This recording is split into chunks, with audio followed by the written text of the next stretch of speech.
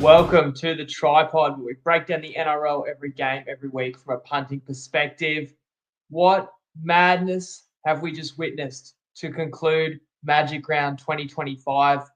Guys, Magic Round has done a number on me. I'm pretty tired. It's late Sunday night, but I'll tell you my story later. Let's just get straight into this game that's just unfolded. The Raiders have pulled the 85th minute victory in extra time on a penalty goal after a high shot on Hudson Young, after Melbourne turned the ball over in extra time. Yuto Kamanu, not the first time a penalty against him in possession when the Storm was set up to take the victory after Golden Point was forced by a miraculous Raiders try. I mean, do we work backwards or do we start at the start? I mean, this Canberra team, are they now top of the ladder? I haven't even had time to check. I just wanted to jump on here and talk about it as quickly as I can. But this Canberra team was down 16-0 2 weeks ago against the Titans, down 18 points last week against the Dolphins, and down 14-0 today against the Melbourne Storm. And they just don't know when they're beaten. And they come back, the Raiders. I mean, first of all, Melbourne builds that great lead. Falongo is always just absolute quicksilver and has a big hand in the opening try, scores the try that puts Melbourne ahead again. But the Raiders keep fighting back. It's been a very controversial moment, but I think a fair call there where the Storm were leading 18-12 and then kicked a field goal with 5 to go, and you think it's basically game over. And the field goal is overturned because Liero, with a bit of a sort of an elbow onto the marker's neck as he's getting up to play the ball.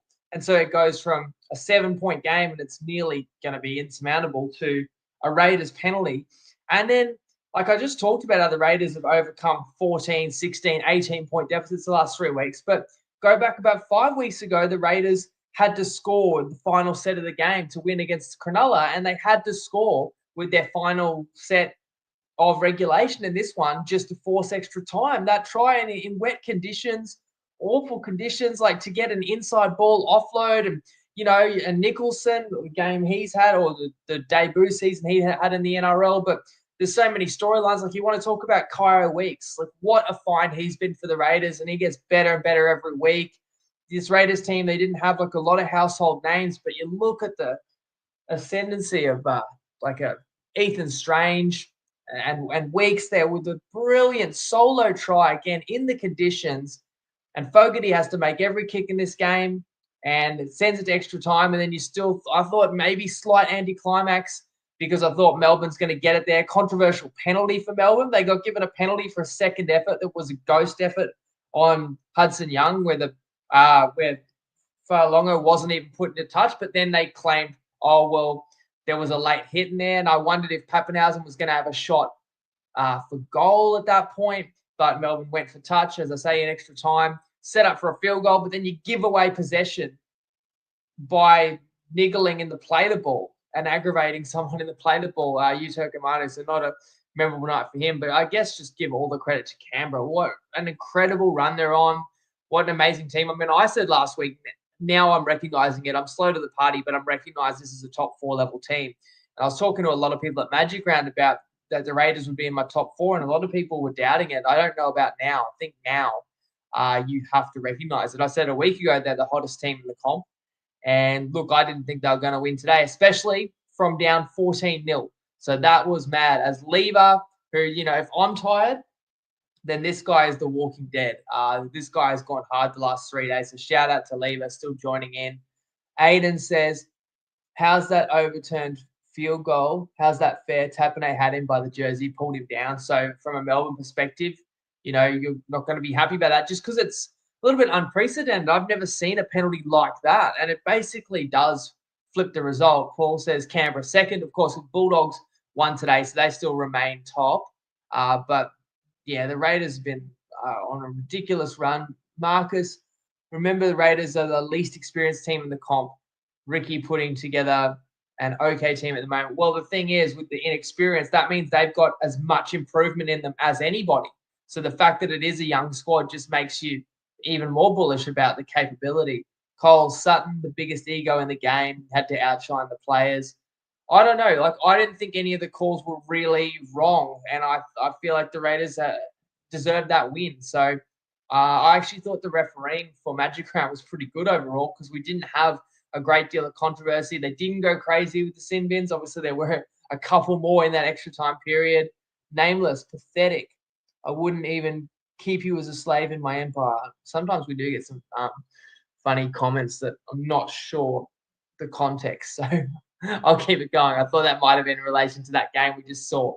Guys, as I said, okay, Magic Round's done a number on me. I got in pretty late last night for me, and so I don't think this is going to be a great pod. But the good thing about the TryPod and the recap show, I feel like we're one of the very first places to actually just come in and react to the round, give you a breakdown from someone who's watched every minute of every game.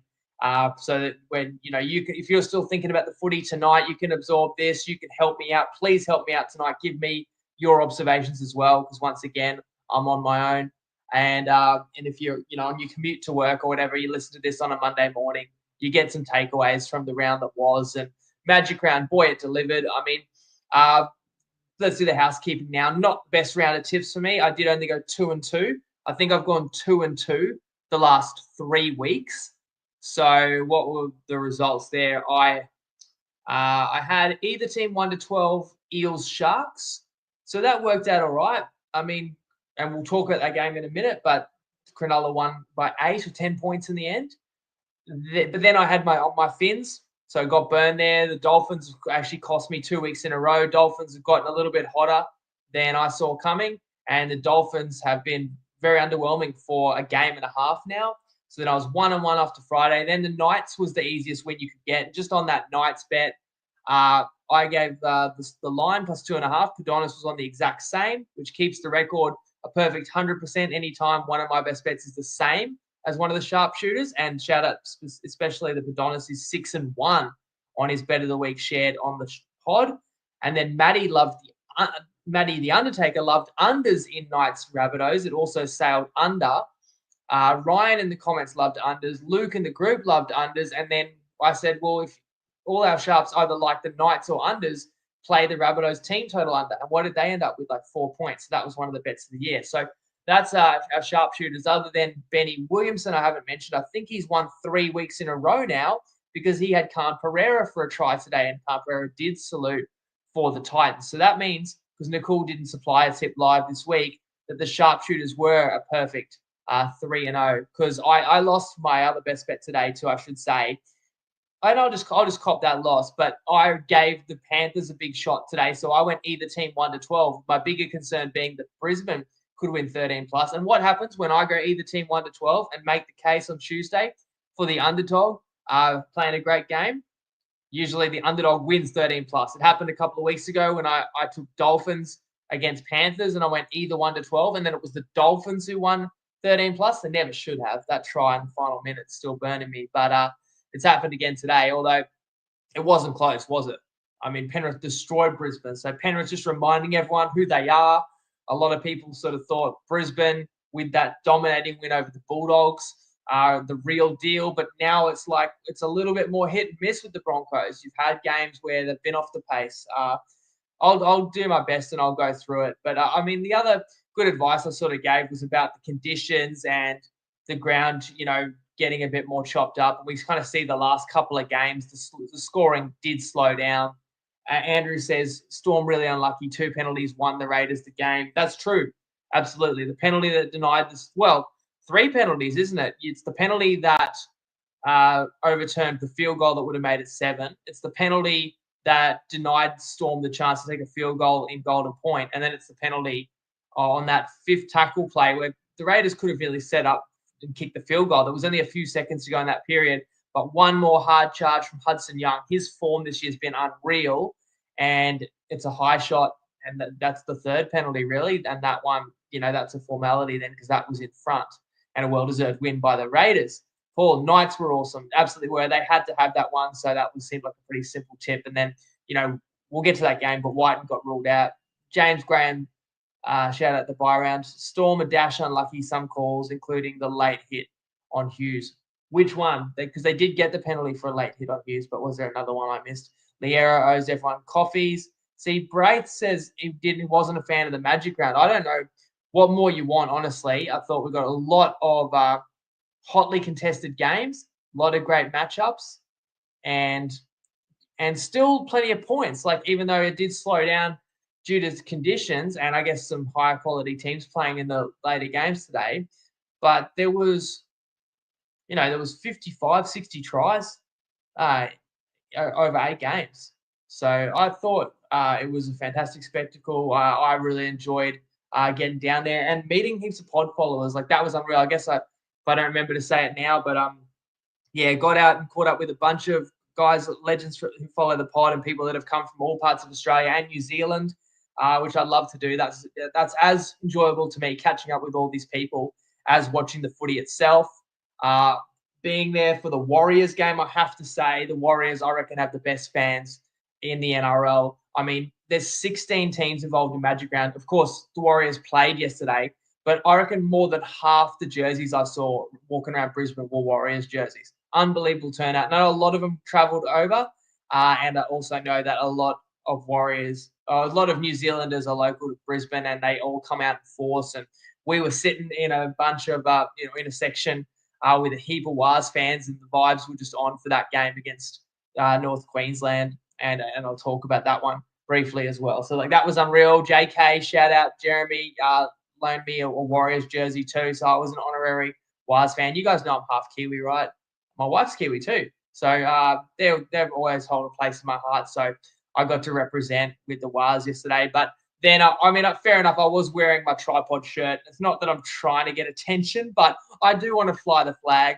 So with the TryPod shirt, out after Magic Round, and we did go to the casino. So it wasn't shocking that a few people recognized me, but it was still so awesome to have people come up to me that I've never met before from all over and say hello and say they listen to the show. And Alexi was there, and people were saying, "Oh, I recognize you, Alex." And Alex hasn't hosted the TryPod since 2020. So you're going back people that have listened for 5+ years. It meant a lot to me to just meet people, and it's so easy to just have conversations with people. Most people are wearing the jersey of their team, so you can straight away start talking about their team. So if you haven't been to Magic Round before, just the ability to sort of interact with fans, just the vibe of the whole weekend is amazing. But you've got to have stamina, I tell you that. I didn't go to all 3 days, I wasn't able to, but I don't drink, to be completely honest, as well, so I can't whinge too much.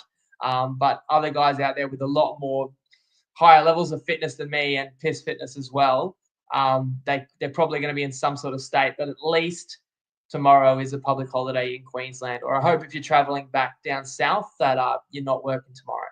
I know that rain, may have rained on some people's parade a little bit, and it spoils maybe the pictures on the screen, because a lot of people do bail out of the lower tiers when it's hammering down, just running for cover, and then it looks like the stadium's half full. But they still had about 50,000 people, coming into the ground each day.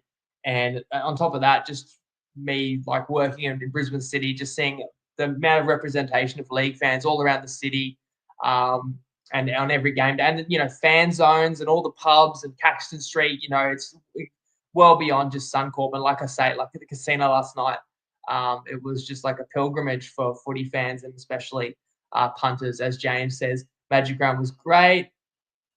Peter Volandis didn't think WAS would have as many points as they did.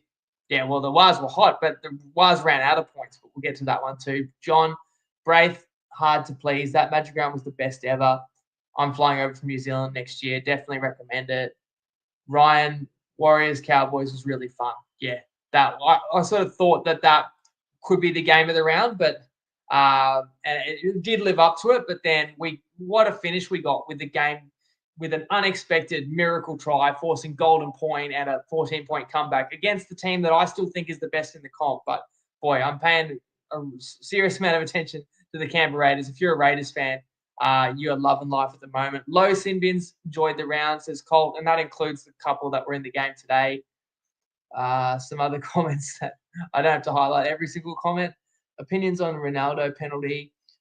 Should have been a penalty try if that's a penalty, but for me personally, think it's neither. And so that's for the Eels Sharks game. So on that note, why don't we rewind? And I thought I'd do a shorter pod because I'm just ready to crash out, guys. But I've already been rambling for 15 minutes and we've only covered one game. So first game of the round, rewind, feels like an ice age ago now. But on Friday night, Sharks 28 beat the Eels 18. And the controversial moment was Ronaldo skying for a bomb and being pulled down in midair by Simonson. Well, he was basically down and in the act of scoring, but they have made that the rule that you can't tackle someone in the air. But it's very hard when you're contesting the ball. You're obviously just going to have your arms in the mix and you're going to be sort of pulling, trying to come down with it. So for me, I hate, letter of the law that NRL can defend it as a dangerous tackle. For me, you've got to let those go and just call that a contest. But if you are saying that that was a penalty, then I also agree with Andrew. It probably should have been a penalty try. Like, I'm of the opinion, if you shoulder charge someone and they're about to score, like a winger's about to score and you shoulder charge him, and then they give a penalty or a sin bin, I think that's a penalty try because the shoulder charge stopped the try. What was the one the other week? Like, there was a high shot and the bloke didn't ground the ball. I think if you hit someone high and they're about to ground it, I think that should be a penalty try. I think if someone jumps and catches a ball in the in goal and you tackle them in the air, it should be a penalty try because you did an illegal act and you stopped them scoring. I know that the bunker doesn't like to award too many penalty tries, but for me, I think that's actually a more fair ruling.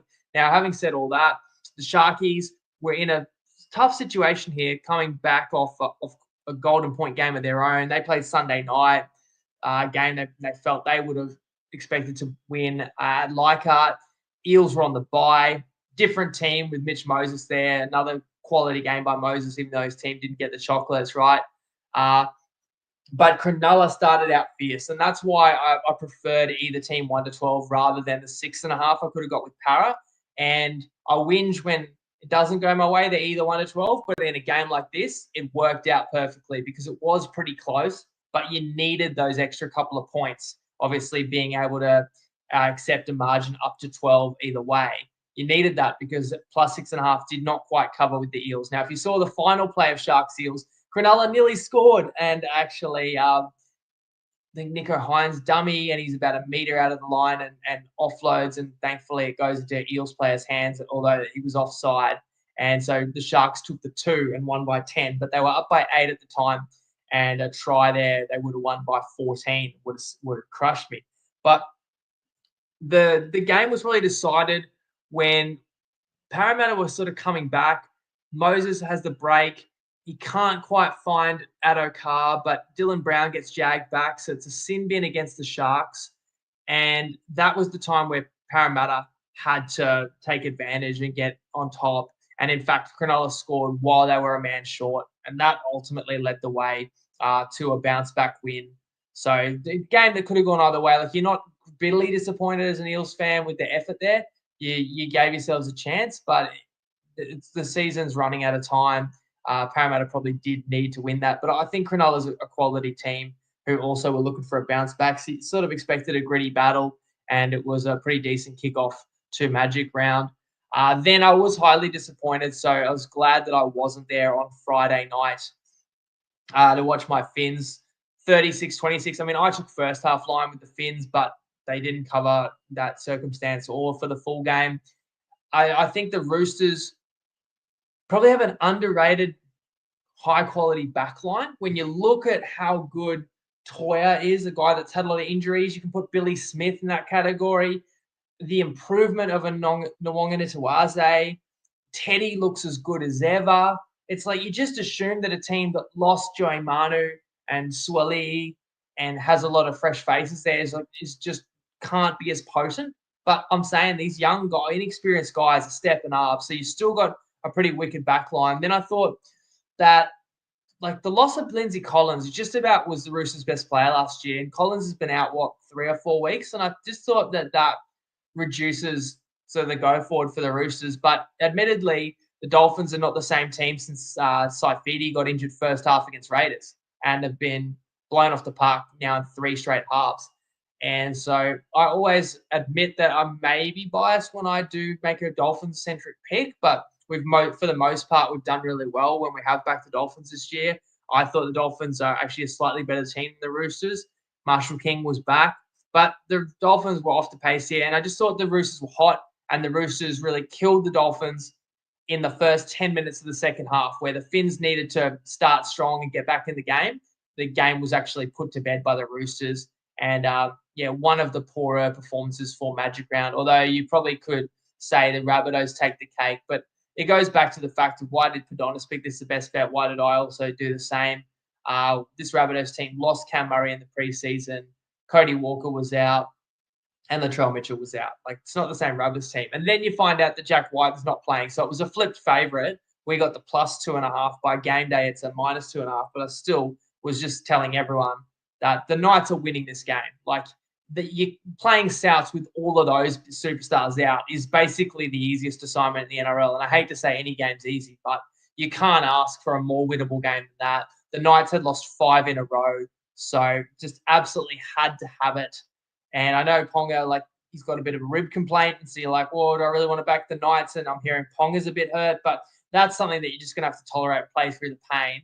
And his team needed him. And actually, it was the other live wire in the back line, or in the halves, in fact, Fletcher Sharp, who we should have known the omen that it was his 21st birthday on Saturday. He had a hat-trick, and the Knights cruised to victory 30-4. And as I say, unders was a strong play. Knights to win was a strong play. So Rabbits team total was as well. So everybody involved in the pod, everyone sharing tips, had a winner one way or another in that game, which is how we like it.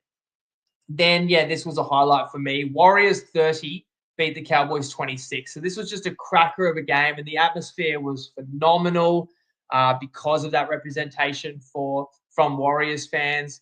And there's a few Cowboys fans in the crowd too. And, shout out Jeff Crane. I just helped out with the pod for like 8 years, and I was in the stands with him. And the Warriors fans were giving it to him, but it was all sort of in good spirit and good banter.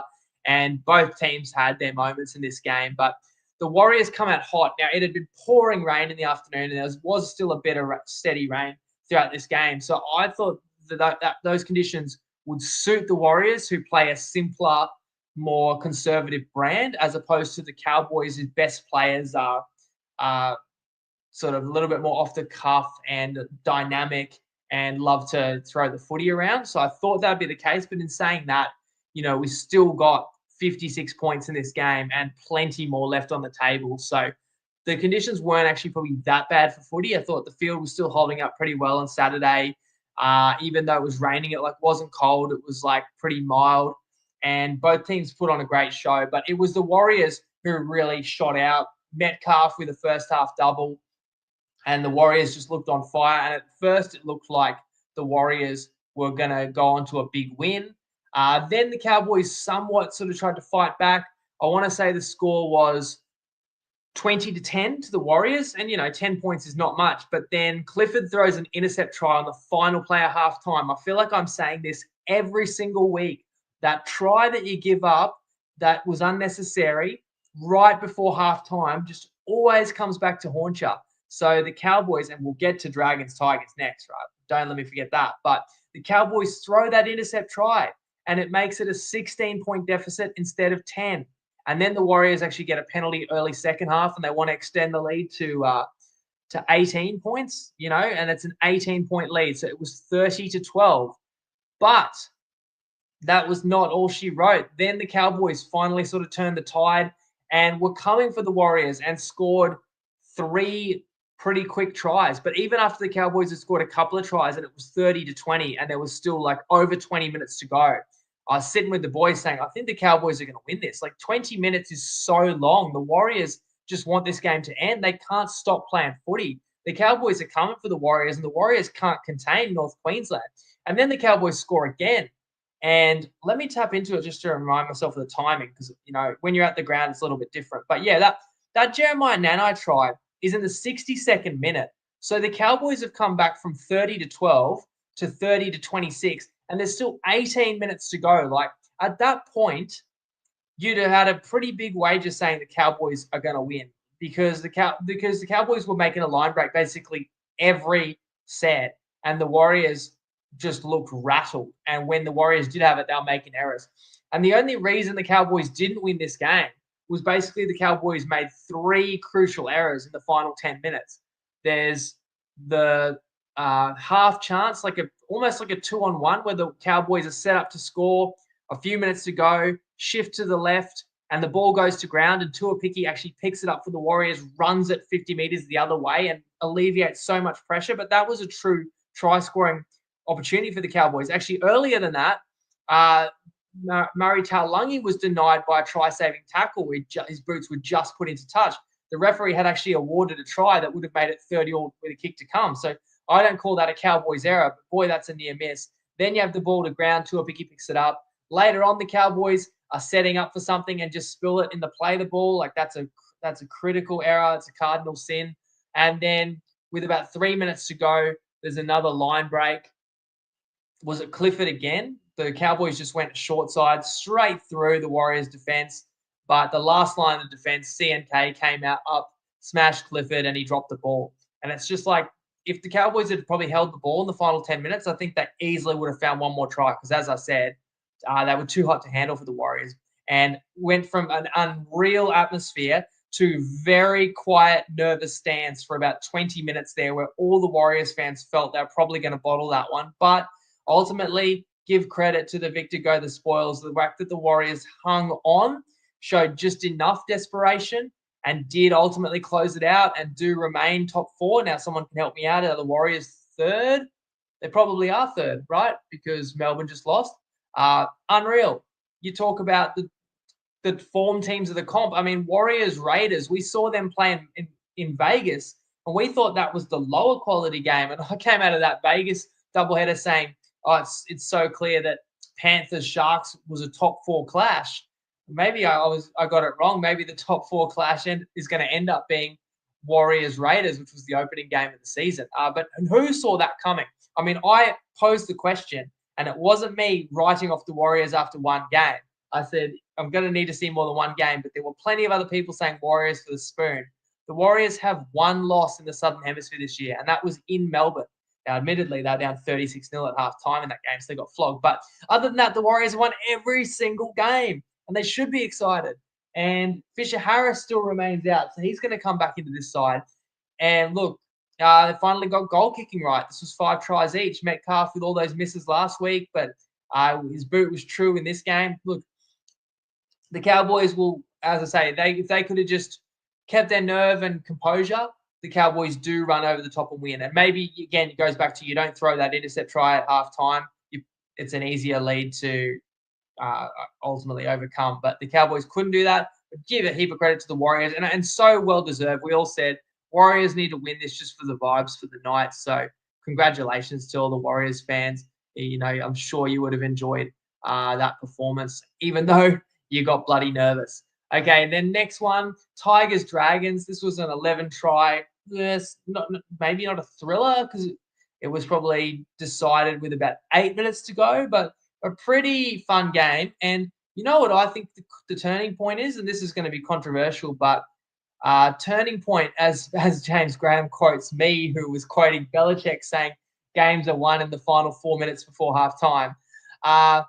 Do you guys think it was a big moment when Jaden Sewer spilled the ball untouched going into score before halftime? When once again, I want to say the scoreline was exactly the same as the Warriors Cowboys. It was 20-10, and the Dragons were down 10 points, but they were going in to score reasonably close to the post to make it 20-16 at the break. Only problem was Sewer spilt it with no contact. God knows what he was doing. I know his knee kind of came up and knocked the ball, so I'm not sure if he was doing some sort of elaborate swan dive, thinking about his celebration. Funnily enough, Sewer has spilled a put down in the past. I think it was a Cowboys game a few years ago that killed the Dragons. It went from being what would have been like a 20-point lead to obviously like a 7-tackle set, and the Dragons went on to lose that. But this is 100 times worse because he didn't just blow the try, but it goes into the lap of Dream Buller, who runs 105 meters and scores the other way. So it's a true ultimate 12-point swing that everyone has to just chew on in the changing rooms at halftime. Give credit to the Dragons that actually do fight back, get it all the way back to a 4-point game, had the momentum and had a couple of big opportunities to actually take the lead, and just couldn't quite. Well, there was a period in the second half, late in the second half, where for about 10 minutes the Dragons couldn't complete a set. And then ultimately the Tigers score a somewhat fluky try where Dewey puts the kick in behind, and was it Charlie Staines chasing through the kick, missed it, but just collided with Gutho, and then it just bounced back to Dewey's lap, and Dewey scored, and that pretty much sealed it, although the Dragons did score again. So, look, the Dragons, it's just maybe not their year, is it? With the amount of games they've blown, multiple games the Dragons have lost this year where they led by double digits, and then you look at a game like that. I know it's not as simple as saying, oh, give Dragons 6 points extra, take 6 off Tigers, because Tigers play differently if they need to do a different outcome late, but it goes a long way, doesn't it, that moment? So that is an absolute coach killer. And unfortunately for the Dragons, potentially a season killer, because these type of games, it's not that everyone says the Dragons should beat West, but these are realistically all teams that will be in a similar part of the ladder that are all fighting for like a small number of remaining top 8 spots. That's the goal for all of them. And so when you can beat a rival like that, it's potentially a 4-point swing. So it's just hard to imagine the Dragons can drop games like that and still find their way into the top 8. So that one really is going to sting. Now, have I got it right that the Dragons are still yet to win at Magic Round? So that one does hurt. Myself and Dan Lever, we actually backed the Dragons at $10 live odds at halftime. So we were getting quite excited with 15 to go that the Dragons could pull it off, but left themselves too much to do. And also, yeah, again, if you can harness momentum, it can go a long way. That's why I liked the long price, even though there was a chance the Dragons might be shell-shocked and it could have been a blowout. When teams do get momentum because of the 6 agains and just the simple fact, like you get the ball back when you score and stuff, like teams can rattle off several tries in a row, but you have to protect the ball and cherish the footy. And Dragons, again, conditions are trying, but not able to come back. But let's give some flowers to the Tigers too, because you have that tumultuous week where Galvin obviously says he's leaving. You lose to the Eels on Easter Monday when you kind of thought you should be able to win that game, and Eels are running last. And you respond to that by picking Galvin, staying strong, saying like that they trust his character and trust that his heart will be in it for at least this year, and we'll see about next year. And that's the best move for the team. And that's going to remain to be seen based on the performances. You pick Galvin, a lot of people are going to question it. As I saw a lot of people commenting, never pick him again, like he doesn't want to be there and all this. And the Tigers, they've proven that they've stuck tough through this, because they go and obviously get that win that was incredibly tough against Cronulla last week, and that's a quality side they've beaten. And then, another tough opponent this week in front of obviously a huge crowd on a big occasion like Magic Round. Like, Tigers are going to be feeling great about themselves after the last fortnight, and they deserve to. And the Tigers are definitely, they must be sitting top 8 right now, and they're going to be liking their chances. And this is a different Tigers team to years past, because is that greater amount of class that they can actually take the opportunities presented to them, and they're making their own luck. Like, it seems to be they're scoring a few more lucky tries, whereas in the past the Tigers would be the ones that would inevitably concede points like that. But when you got those classy players, it's just that confidence that just stay alive on plays and good things are going to happen. And Jerome Luai is a player that you never know what he's going to do next. Galvin, a year older, he's exciting. Buller having a great year. See, Coruscant is a class player too. So the Tigers are an entertaining team to watch basically every week. The next game probably went as you would have expected, and I did talk about the only side I could play would be the Bulldogs. And in hindsight, I probably should have just laid the 10.5 or a 5.5 first half or second half in the end. It was 38-18. Now, the Titans did score 5 tries this afternoon, but I sort of caveat that by saying 2 of them were length of the field intercept tries. So the Titans weren't very good at all, ultimately. And the Doggies, well, who was out? Curran, Burton, Tupanua, but it was a pretty predictable bounce back spot too. And I spoke about this on Tuesday. You get flogged, you get humbled at the same ground, you get 10-day turnaround, and you're playing a Titan side that's a bit of a basket case that's missing a lot of their best players, and then voluntarily demoting a guy like Fafito, who's probably like your highest paid player. Well, outside of Tino, but one of your very highest paid available players.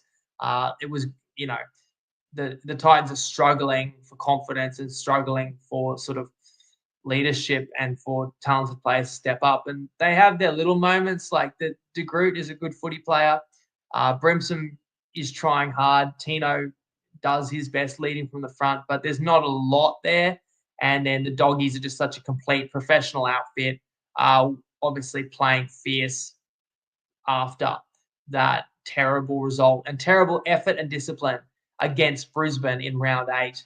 So the Doggies pretty much always led this game by double digits, got out early, and the Titans sort of threatened to make it interesting late, just in terms of the backdoor cover. The result was never in doubt, but just in terms of the 10.5-point line, the Titans did have a chance before a late try by the Doggies, so it ends up 38-18. Maybe the only surprise is just how many points were in this game, given the conditions, given the Doggies, defensively have not let in 5 tries many times this season. I mean, they wouldn't have it all apart from that Brisbane game last week. So I suppose the Doggies will come home from Brisbane saying, we let in 12 tries in Brisbane or something. What went wrong? But the Doggies can consolidate. They're top of the ladder. Everyone has a blemish now and again. That was the Dogs on Thursday night getting ambushed by a desperate Broncos team. But it's just funny how it all unfolds, because it turns out that was Brisbane's only win in the last 4 games. So, I'll cop it for really misreading that spot when I lost my best bet on the Dogs last week. But it is just interesting how Brisbane, in the last month, Brisbane has 1 win. So who would have expected that the 1 win by Brisbane would be against the unbeaten ladder-leading Dogs who've been immaculate other than that game? But that's the beauty of rugby league. It is unpredictable. And not many could have predicted this score. The last game I've got to talk about, Penrith defeated Brisbane 32-8. And Penrith, as it was well publicised, came in bottom of the ladder. Brisbane came in after thumping top of the ladder Dogs, as I've just covered. So a lot of people expected Brisbane to take care of business here. And I heard a lot of people talking about this was like the grand final revenge game. Because, yes, Brisbane played Penrith twice last year, but Walsh got knocked out 3 minutes in to that game in Penrith last year. Haas was already injured, didn't play. And I think Reynolds was out when the Broncos played the Panthers at Suncorp last year. So just like this was the first time Brisbane felt like they're pretty much full strength, get a crack at Penrith. Obviously, Penrith's wounded. Penrith's form isn't there. Penrith was coming off that loss to Manly at CommBank, which was anyone's game with a few minutes to go. Like, I did talk about how Penrith weren't that bad in that Manly game. I just thought Manly were pretty hot. Manly was also desperate. And look, that's the thing about the game of rugby league, and like something that served me well for 11 years, I really feel, is like motivation goes such a long way. Desperation in this sport, there's certain sports like that are more so skill sports or whatever. I think, I don't know, like, not that I'm an expert on cricket or something, but if you bet on a team that was really desperate in cricket, I guess they'll put more effort in fielding, but are they going to be overthinking their batting? Are they going to be overthinking things? Like, there's only so much you can will yourself to victory in certain sports. But a game like rugby league, it's just as much about will as it is about skill. And it just seemed like Penrith needed and wanted the game more, despite the fact that it's a raucous crowd. There's obviously huge support for the Broncos in their home stadium, despite the fact they're technically the away team. And Brisbane actually scored the first try in this game. And then, apart from a penalty that made it like 8-6 or 8-0, then it was 8-all. Like, Brisbane doesn't trouble the scorers again. And it's a Panthers blitz, and it's a Nathan Cleary masterclass. And that was another reason why I said I liked Penrith. Pretty simple, right? But he's the best player ever, in my opinion. He's in his prime, and he's going to go a long way to winning games or keeping you in games. And, a few of the classy guys for Penrith stepped up, but there's just such a funny team. The season's not over yet. I did say a week ago, if I have to pick yes, no, does Penrith make the finals? I'll say no. I didn't think they were going to come in and win here by 24. Do Penrith make the finals now? Yes, no. Maybe that tips the scales, and now maybe they probably have a better than even chance, but it's still going to be tight. I still go back to the fact that Penrith's going to get a lot of Origin representation. That's going to make it very tough in the middle part of the year. Brisbane's going to have to navigate the middle part of the year too. Obviously, they'll have a few players playing Origin as well, and then you get the issue with like when do players back up? Are there any extra injuries or suspensions incurred in these big, high intensity games? So that's going to be a tough period for both these teams. That's what made this game so important for both. Brisbane, anything other than top 4 this year is probably a fail, especially when you look at a year where it looks like the Warriors and the Raiders, and at least one of those sides is going to be top 4. A team with the talent level of Brisbane is going to look at that and say, we absolutely must be in the top 4. And there's also no real juggernaut team. A few weeks ago, I would have told you that Melbourne are just going to be so hard to beat outside of injuries. But we've seen Melbourne blow a 14-2 lead to the Finns and get blown out bad. And then we've just seen Melbourne lose today when they led 14-0. Not to mention Melbourne lost, 5 weeks ago to St. George. So Melbourne's not an unbeatable side. So basically, this is a very open comp. Like, it's as good a chance for Brisbane to win a premiership as they've had since the 2023 grand final when they're led by 16 points. But you know what I mean? Like, of any of these seasons where a premiership is up for grabs, you would have thought like Brisbane could give it a red hot shake, showing what they could do against the Dogs. And then a game today, like, where was Brisbane's defense? Like, that was what was really glaring to me. Like, Penrith was just tearing Brisbane apart and just running through Brisbane, playing so direct and just like hammering the Broncos through the middle, which should be their strength when you look at the elite players that Brisbane have with their ruckies. But it was the Panthers that put on a demolition job in Brisbane, inflicting more pain on the Broncos. Not that any result today could have undone 2023, but that was the sentiment among Broncos fans. So that my last thought is just going to be, did Brisbane just sort of think today's our day? Panthers have had their run. Look how good we were last week. Like, if we just turn up on the field, it'll just click like it did last week, rather than sort of feeling we've got to start again. Every game is a new game. Every week's a new week. That was 10 days ago. Like, you've got to earn the right to pull a team apart. As good as Selwyn Cobbo looks at fullback, Reece Walsh is not nothing. He's not chopped liver. And as much as that's a bright spot, Cobbo back there, not enough other Broncos were doing their job. And then that just makes life obviously more difficult for the likes of Benny Hunt, Adam Reynolds, when the team's not on the front foot. And defensively, when you're giving up that many points and you're getting busted open that easily, you just never sort of get the momentum or the ascendancy. So that was a pretty surprising result, and it did cost me a best bet, but I just felt like, either team 1-12 is not some cheat code. It's not like any underdog of 4, 5, 6, 7 points. You just bet either 1-12 and you gain yourself 6 free points. Like, you do take that added risk that the underdog could win big. It will happen from time to time. I'm salty, yes, because it's happened too many times this year, and yet I still have a 19-14 record, which is a pretty solid record, 58% this year. But I feel like we still haven't really had any close wins, have we? Look at how easily sort of the Knights won on Saturday.